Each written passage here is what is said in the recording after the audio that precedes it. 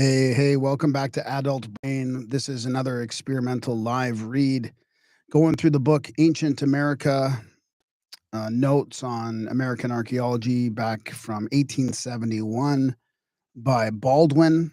And we are on what are we on? Chapter 9? Chapter 9, the Aztec, chapter 9 already? What? The Aztec civilization. So this will be a fairly short chapter. I don't think there's a lot of pictures in here, but we're gonna give it a shot. This is how we do it. We're not AI. We are real people here. So I'm going to show you how it's like pretty slow and raw. So it's not edited. I'm editing it as I go. We're going to get into the discovery and invasion, the city of Mexico, the conquest, who were the Aztecs, and they came from the south, or the subchapters. And I'm going to share my screen with you and show you how I edit it as I go. Hopefully, I won't have too many interruptions from the cats. They've been really sort of misbehaving lately, so it's becoming harder to work with the cats in the studio. I've got pronunciation assistant ready to go. This is probably going to be there's going to be some difficult pronunciations, but probably not as bad as the last chapter. So check. Okay, let's get this thing going.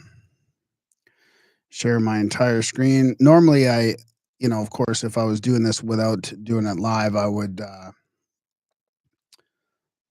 have probably a 2-page PDF screen and then a full screen for editing, so I could go further back without having to scroll back. The page scroll backwards is a very small arrow, and it's frustrating to use on Audacity, but I've kind of just gotten used to it, so I still do that. So let's jump into it. Let me just do a quick test here to make sure that's working okay. All right, here we go. Chapter 9, the Aztec civilization.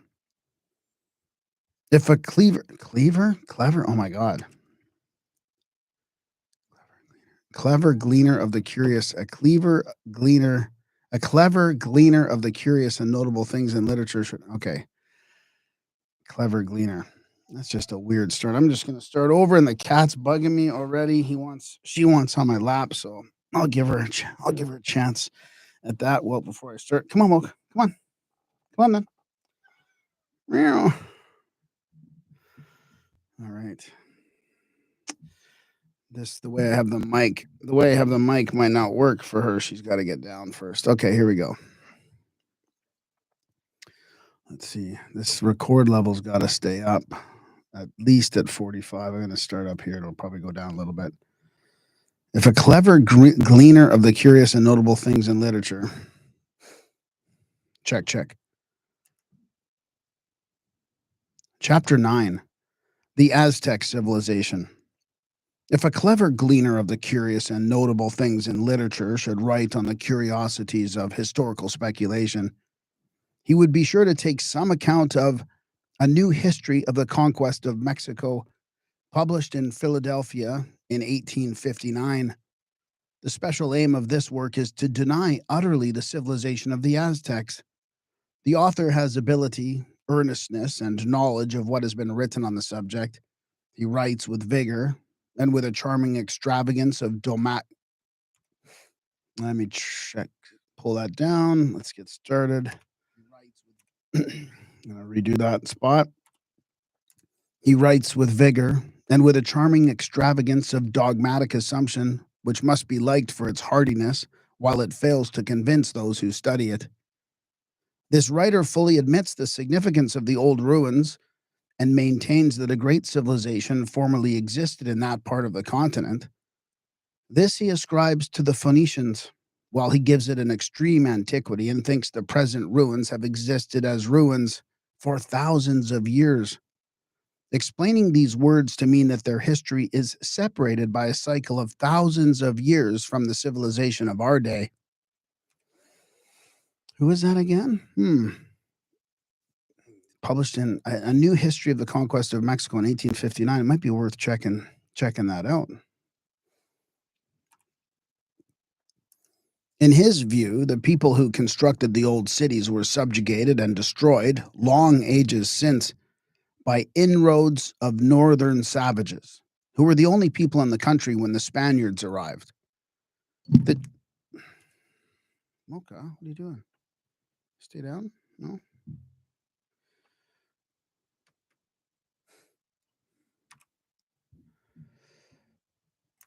The chief business of his the chief business of this new history is to set forth these views. Under the treatment of its author, Montezuma becomes a rude Indian Sachem. Sachem? Sachem? I wonder why. What's going on? YouTube is. Why is that? Okay, let me just check that quickly. Sachem? Sachem? Check, check. Say chum. Huh. Say chum. Okay, let me go back to that. Say chum. Under the tree. Say chum. Say chum. Under the treatment of its author, Montezuma becomes a rude Indian sachem, his kingdom a confederation of barbarous Indian tribes like that of the Iroquois, the city of Mexico a cluster of mud huts, of wigwams in an everglade, its causeways rude Indian footpaths, its temples and palaces pure fictions of lying Spanish romance, and all previous histories of the Aztecs and their country extravagant inventions with a Moorish coloring. He would have us believe that what he calls the pretended civilization of Montezuma and his Aztecs was a monstrous fable of the Spaniards, a pure fabrication, encouraged by the civil authority in Spain and supported by the censorship of the Inquisition. I'm going to redo that part quickly.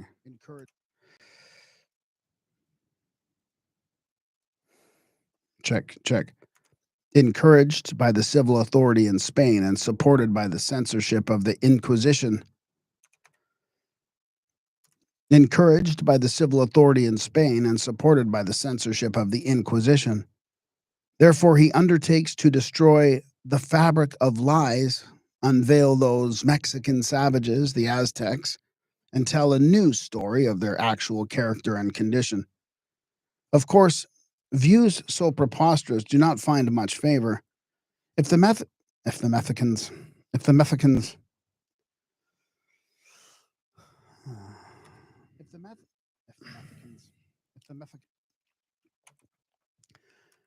the Mexicans had been if the Mexicans had been nothing more than this, the experience of Cortez among them would have been like that of De Soto in his long and disastrous march through Florida, the Gulf regions, and the country on the lower Mississippi. Cortez and his men had a different. Check. Cortez and his men had a different fortune because their march was among people who had towns, cities, settled communities, and the appliances and accumulations of civilized life. Doubtless, some of the Spaniards exaggerated and romanced for effect in Spain, but they did not invent either the city of Mexico or the kingdom of Montezuma. We can see clearly that the Mexicans were a civilized people, that Montezuma's city of Mexico was larger than the present city, and that an important empire was substantially conquered when the city was finally subjugated and destroyed.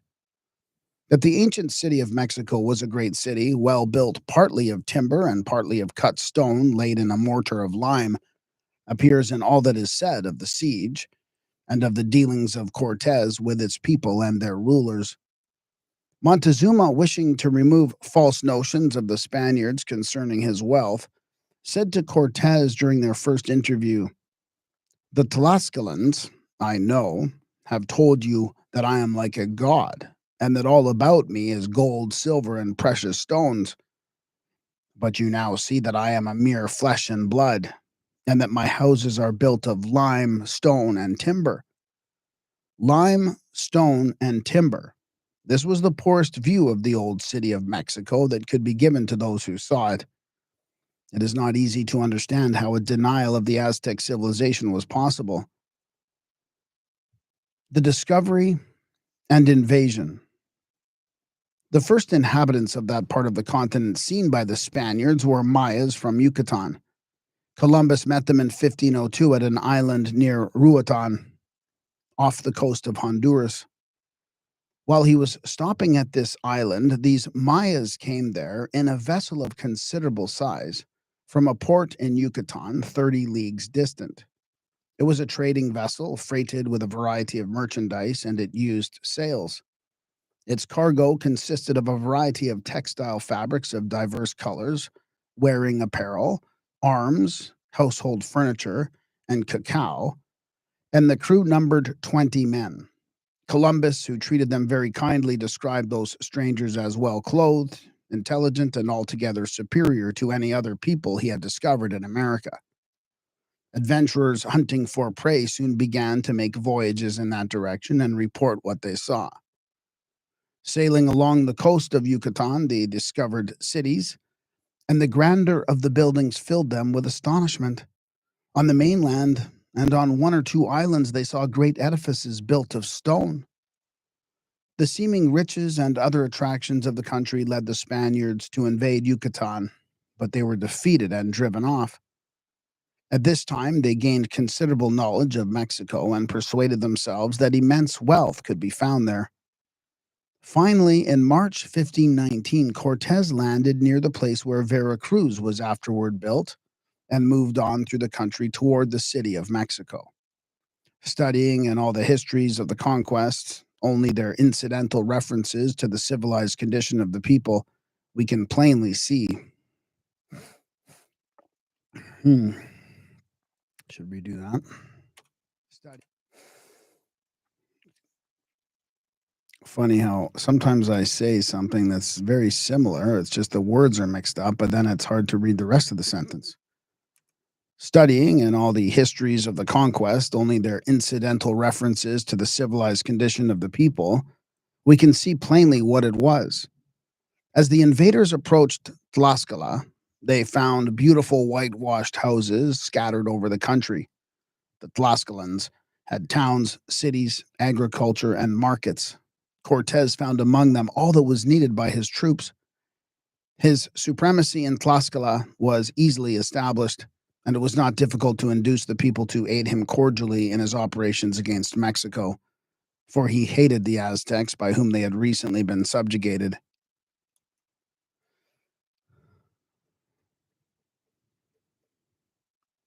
In a description of their capital, he stated that it was as large as the city of Granada in Spain. He went next to Cholulu, where he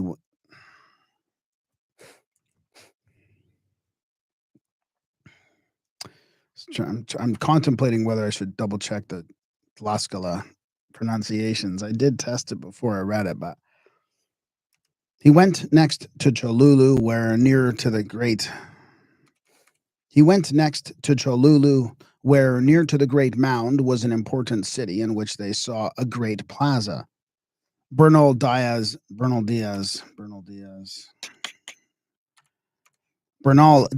said of this city, "I well remember when we first entered this town and looked up to the elevated white temples, how the whole place put us completely in mind of..." You gotta be kidding me. I did check this. Let me just see. It is a weird one. Voya Dolid. Voya Dolid. Via Valladolid.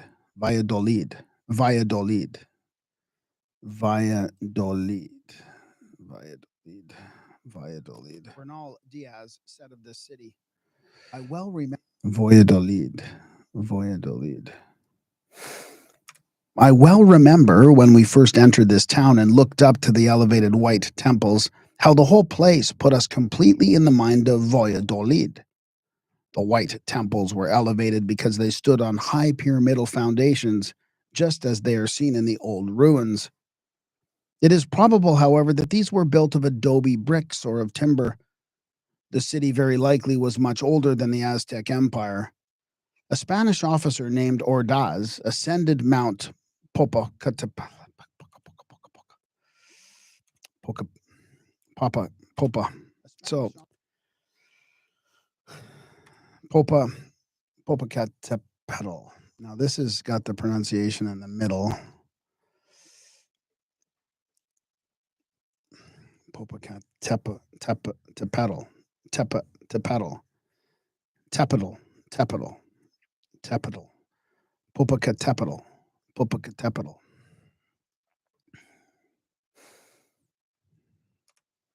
Oops.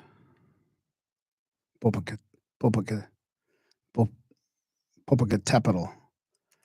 A Spanish officer named Ordaz ascended Mount Popocatépetl, and one thing he saw was the Valley of Mexico, with its city, its lagunas and islands, and its scattered hamlets, a busy throng of life being everywhere visible. The city of Mexico. At the city of the city of Mexico. Check. At the city of Mexico, Cortez had a great reception, negotiation having established a form of friendly relations between him and Montezuma. Quarters were provided in the city for the Spanish portion of his army, a vast edifice being set apart for their use, which furnished ample accommodations for the whole force. The place could be entered only by causeways. They marched on a wide avenue which led through the heart of the city, beholding the size, architecture, and beauty of the Aztec capital with astonishment. This avenue was lined with some of the finest houses built of a porous red stone dug from quarries in the neighborhood.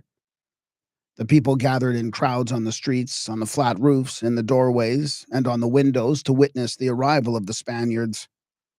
Most of the streets were narrow and had houses of a much less imposing character. The great streets went over numerous canals on well-built bridges.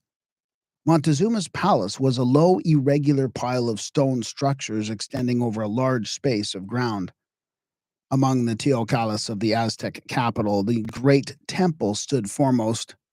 It was situated in the center of a vast enclosure which was surrounded by a heavy wall 8 feet high, built of prepared stone.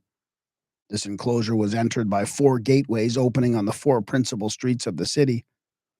The temple was a excuse me, I'm to burp.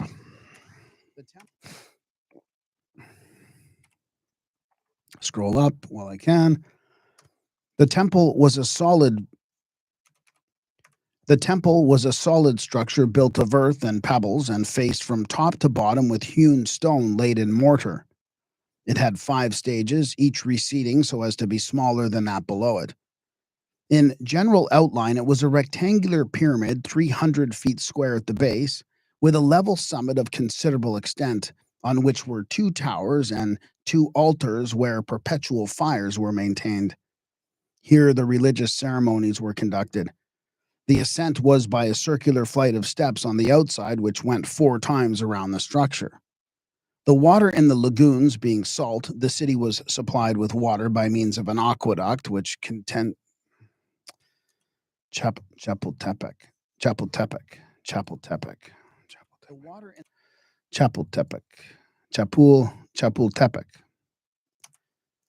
The water in the lagoons being salt, the city was supplied with water by means of an aqueduct which extended to Chapultepec. Such substantially is the account given of the old city of Mexico and its great temple by every writer who saw them before the conquest. And all the struggles which took place for possession of this capital had a character that would have been impossible anywhere save in a large city. In every account of the attacks on the great temple, we can see that it was a great temple, and we may perceive what the old city was by reading any account of the desperate and bloody battles in which the Spaniards were driven from it after standing a 10 days' siege in the great stone building they occupied. The Conquest. This battle took place in the latter part of June 1520, several months after the friendly reception, and was occasioned by the treacherous and most atrocious proceedings of the Spaniards, which drove the Mexicans to madness. Nearly a year passed before Cortez made another attack on the Mexican capital. During this time, he found means among the Tlaxcalans to build a flotilla of 13 vessels, which were transported in pieces to Lake Texcoco. Texcoco. Texcoco. During this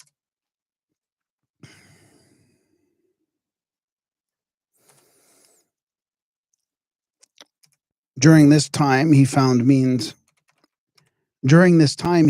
means among the Tlaxcalans to build a flotilla of 13 vessels, which were transported in pieces to Lake Texcoco and there put together.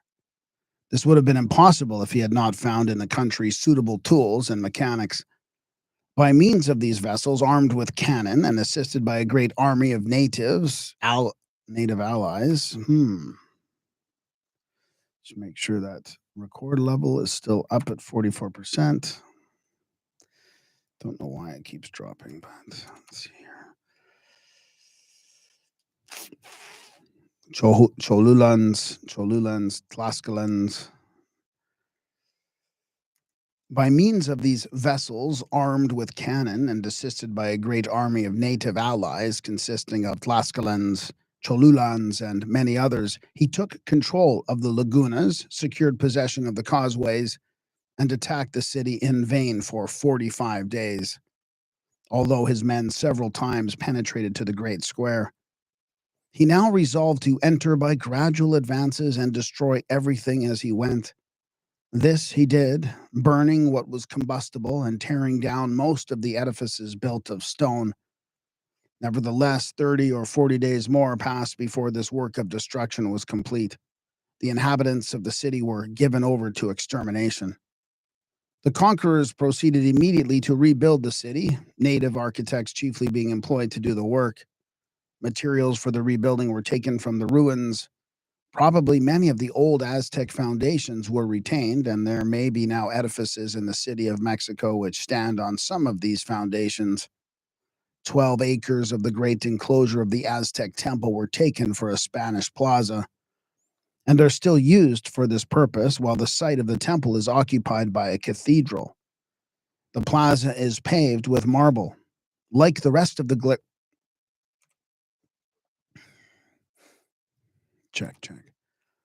Like the rest of the great enclosure, it was paved when the Spaniards first saw it, and the paving was so perfect and so smooth that their horses were liable to slip and fall when they attempted to ride over it. Some relics recovered from ruins of the old temple have been preserved. Among them is a great Aztec calendar which belonged to it, on which are carved hieroglyphics representing the months of the year. This calendar was found in 1790, buried in the Great Square. It was carved from a mass of porous basalt and made 11 feet 8 inches in diameter. It was a fixture of the Aztec temple and is now walled into one side of the cathedral. The stone of sacrifice, another relic of the temple, 9 feet in diameter and covered with sculptured hieroglyphics, can still be seen in the city and in the suburbs. It is said, vestiges of the ruins of long lines of edifices can be traced. Calendars made of gold and silver were common in Mexico. Before Cortez reached the capital, Montezuma sent him 2 as large as cartwheels, one representing the sun, the other the moon, both richly carved. During the sack of the city, a calendar of gold was found by a soldier in a pond of Guatemozin's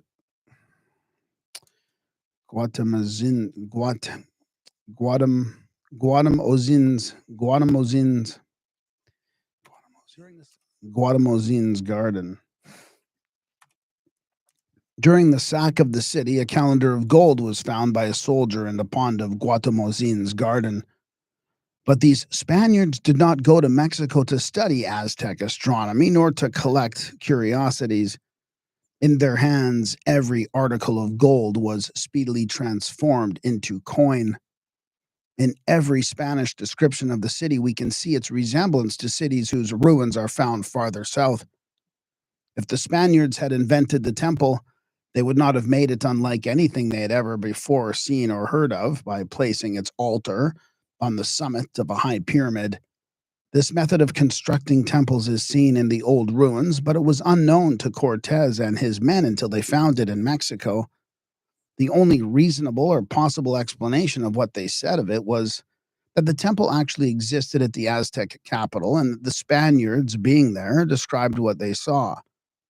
The uniform testimony of all who saw the country at that time shows that the edifices of towns and cities, wherever they went, were most commonly built of cut stone laid in mortar, or of timber, and that in the more rural districts, thatch was frequently used for the roofs of dwellings.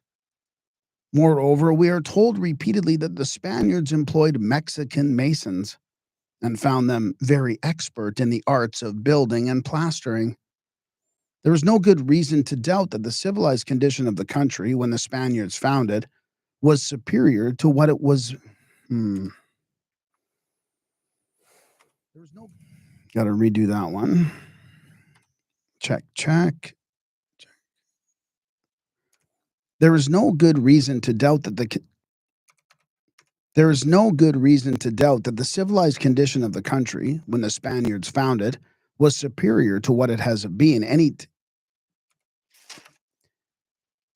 There is no good reason to doubt that the civilized condition of the country when the Spaniards found it was superior to what it has been at any time since the conquest. Who were the Aztecs? The Mexicans, or Aztecs, subjugated by Cortez, were themselves invaders whose extended dominion was probably less than 250 years old, although they had been much longer in the Valley of Mexico. There were important.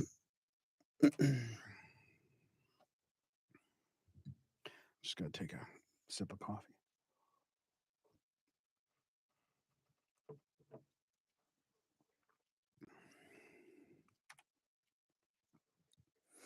Check, check, check. There were important portions of the country, especially at the south, to which their rule had not been extended. In several districts besides those of the Mayas and the Quiches, the natives still maintained independent governments. The Aztec conquest of the central region between the Gulf of Mexico and the Pacific was completed only a few years previous to the arrival of the Spaniards, and the conquest of this region had not been fully secured at some points, as appeared in the readiness of the Tlascalans and others to act in alliance with Cortez. But the Aztecs did not come from abroad. They belonged in the country and seem to have been originally an obscure and somewhat rude branch of the native race.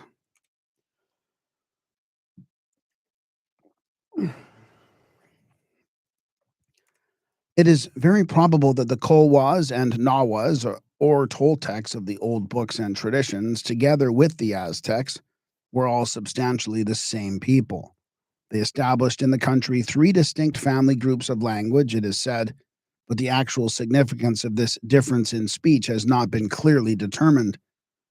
These unlike groups of language have not been sufficiently analyzed and studied to justify us in assuming that they did not all come from the same original source, or that there is a more radical difference between them than between the Slavonic, Teutonic, and Scandinavian groups in Europe. These ancient Americans were distinct from each other at the time of the conquest, but not so distinct as to show much difference in their religious ideas, their mythology, their ceremonies of worship, their methods of building, or in the general character of their civilization. If the Toltecs and our mound builders were the same people, they probably went from Mexico and Central America to the valley of the Mississippi at a very remote period as Colwan colonies, and after a long residence there, returned so much changed in speech and in other respects as to seem a distinct people. The Aztecs appear to have dwelt obscurely in the south before they rose to power. They must have been at first much less advanced in civilization than their predecessors, but ready to adopt the superior knowledge and methods of the country they invaded. They came from the south. It has sometimes been assumed that the Aztecs came in Mexico. It has sometimes been assumed that the Aztecs came to Mexico from the north, but there is nothing to warrant this assumption, nothing to make it probable, nothing even to explain the fact that some persons have entertained it. People of the ancient Mexican and Central American race are not found farther north than New Mexico and Arizona, where they are known.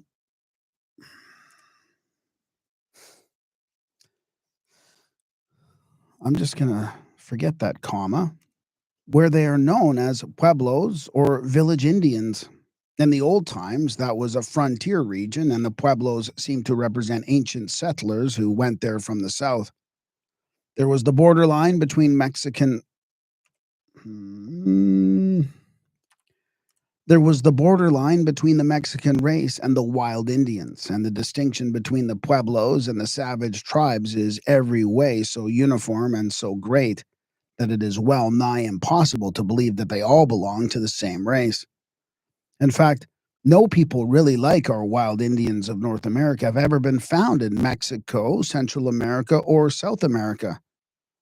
Investigation has made it probable that the Mexicans or Aztecs went to the Valley of Mexico from the south. Mr. Squire says the hypothesis of a migration from Nicaragua and Cuscatlan, Anahuac, Cuscatlan. Let me just double check that. I missed that one in my pre-check. Cuscatlan.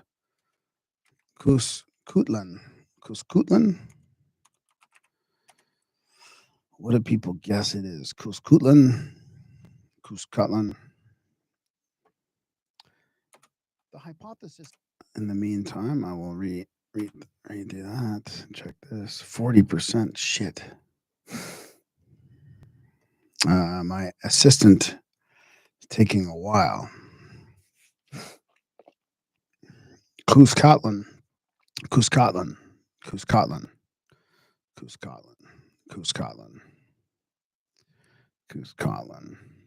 Anahuac.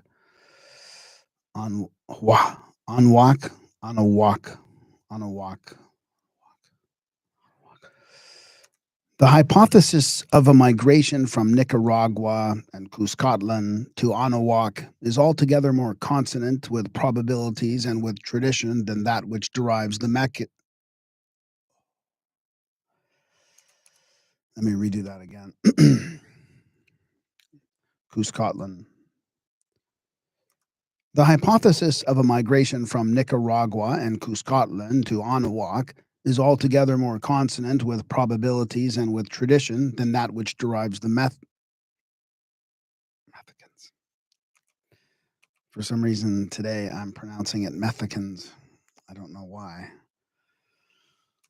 The hypothesis of a migration from Nicaragua and Cuscatlan to Anahuac is altogether more consonant with probabilities and with tradition than that which derives the Mexicans from the north. And it is a significant fact that in the map of their migrations presented by Gemelli, the place of the origin of the Aztecs is designated by the sign of water, Adol, standing for Aztlan, a pyramidal temple with grades, and near these a palm tree. Humboldt thought this indicated a southern origin. Communities of Aztecs still exist as far south as Nicaragua and Costa Rica. Just going to redo that one quickly. Communities of Aztecs still exist as far south as Nicaragua and Costa Rica, with some variations in their speech, but not so great, probably, as to make them unintelligible to each other. The Spanish historian Oviedo called attention to the fact that an isolated community of Aztecs was found occupying the territory between Lake Nicaragua and the Pacific. They were called Nicurans. Nicurans? I should probably double check that quickly. Nicurans, that's my guess. Nicurans. They were called. I'll redo that quickly. So it's coming up. My assistant, Nicurans.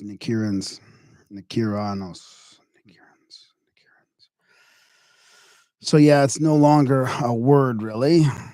That I'm gonna call it Nicarans.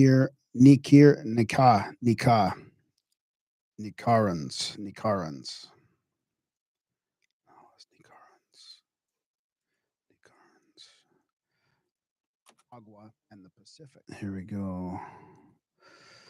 All right, Nicarans. They were called Nicarans, and Mr. Squire seems to have verified this fact. The result of his investigation is that the people of the district specified are Aztecs, and that from the comparative lateness of the separation or some other cause, their distinguishing features were easily recognized, their speech being nearly identical with the native speech heard in the Valley of Mexico. Oviedo said of them, "The Nicarans who speak the Mexican language have the same manners and appearance as the people of New Spain, Mexico." In the neighboring districts, communities closely related to the Mayas are found, and others that appear to belong to the Toltec family. Aztecs are found still farther south, and there appear to be conclusive reasons for believing that Montezuma's people went from the south to Anahuac or Mexico. According to the native histories as reported by Clavigero, the Aztecs began their migration northward from Aztlan about the year 1160 AD and founded the more important of their first settlements in the Valley of Mexico about the year 1216 AD. Excuse me, got to burp and breathe. A little over 300 years previous to the Spanish invasion. Another result of investigation adds a century to this estimate. This result is reached as follows. The Mexicans stated constantly that their calendar was reformed sometime after they left Aztlan, and that in the year 1519, 8 cycles of 52 years each and 13 years of a ninth cycle had passed since that reform was made. This carries back to the beginning of their migration considerably beyond the year 1090 AD. Their sway seems to have been confined for a long time to Anahuac. They grew to supremacy in part probably by the arrival of the new immigrants, but chiefly by conquest of the small states into which the country was divided. They could learn from their more cultivated neighbors to reform their calendar, compute time with greater accuracy, and make important improvements in other respects. They must also have modified their religious system to some extent, for it does not appear that they had adopted the worship of Kukulkan. Kukulkan? Kukulkan? Kukulkan. Kukulkan. That reminds me. That reminds me of a Frankie Goes to Hollywood song. Welcome to the Pleasure Dome. Hoo ha, hoo hoo ha. Kukulkan, Kukulkan. They must also have modified their religious system to some extent, for it does not appear that they had adopted the worship of Kukulkan, whose name they transformed into Quetzalcoatl, before they came to Mexico. But they brought with them an effective political organization, and very likely they were better fitted than most of their new neighbors for the rude work of war. Before the city of Mexico was built, the seat of their government was at Texcoco. The character of their civilization after they rose to preeminence was shown in their organization, in their skill as builders, in the varied forms of their industry, and in the development of their religious ceremonies. It is manifest that they adopted all the astronomical knowledge and appliances found in the neighboring states which they subjugated. Their measure of the solar year and their numbering of the months were precisely like that. Like what? Like what had existed? Let me redo that quickly. Go up. The measure of the solar year and their numbering of the months were precisely like what had long existed in this part of the country, and they had the same astronomical implements or contrivances. One of these contrivances, what? Why would I do that? Chapultepec.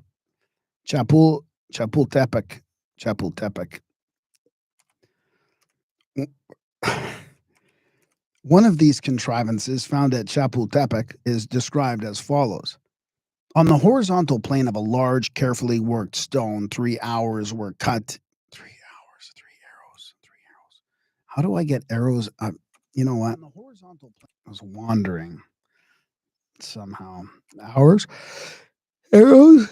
Ha. On the horizontal plane of a large, carefully worked stone, three arrows were cut in relief so that the shaft ends came together and made equal angles in the center. The points were directed eastward, the two outside showing the two solstitial points, and that in the center, the equinoctial. A line on the carved band holding them together was in range with holes in two stones which stood exactly north and south. A cord drawn tightly through the holes in these two stones would, at the moment of noon, cast its shadow on the line drawn across the band. It was a perfect instrument for ascertaining east and west with precision and for determining the exact time by the rising and setting of the sun at the equinoxes and solstices. This stone has now been broken up and used to construct a furnace. Pretty awesome that they knew about these solstitial alignments way back then in the 1800s. They were talking about it. These Aztecs were manifestly something very different from Mexican savages. At the same time, they were less advanced in many things than their predecessors. Their skill in architecture and architectural ornamentation did not enable them to build such cities as Mitla and Palenque, and their picture writing was a much ruder form of the graphic art than the phonetic system of the Mayas and Quiches. It does not appear that they ever went so far in literary improvement as to adopt this simpler and more complete system for any purpose whatever. If the country had never, in the previous ages, felt the influence of a higher culture than that of the Aztecs, it would not have now and never could have had ruined cities like Mitla, Copan, and Palenque. Not only was the system of writing shown by the countless inscriptions quite beyond the attainments of Aztec art, but also the abundant sculptures, sculptures, sculptures. Why was I thinking structures? Not only. Oh, here comes Mocha. Oh, jumping down off the windowsill. Yeah, I'm just about done, sweetie. Come and say hi. Hey, there she is. Come and say hi.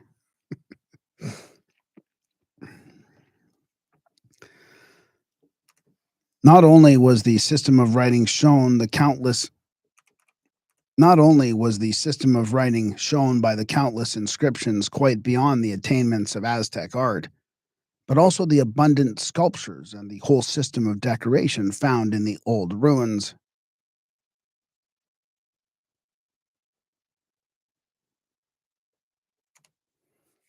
All right, that's it. Next week, or tomorrow, I should say, 10 ancient Peru. That should be interesting. Will be tomorrow. Almost done, only a few chapters left. So thank you for watching or listening. You can always help support the show. We have all our stuff on Audible and Spotify as well, and in podcast form at adultbrain.ca. Go back to this YouTube channel, share it with friends. All our books are here too. Most of them are here. Not exactly all of them, but most of them. You can check out the live tab for some of these live read experiments that I'm doing. And yeah, thanks for being here. Love you, and see you tomorrow. Yeah, Smolka. Yeah, she's just whining and crying. Say hi. She's just staring at me.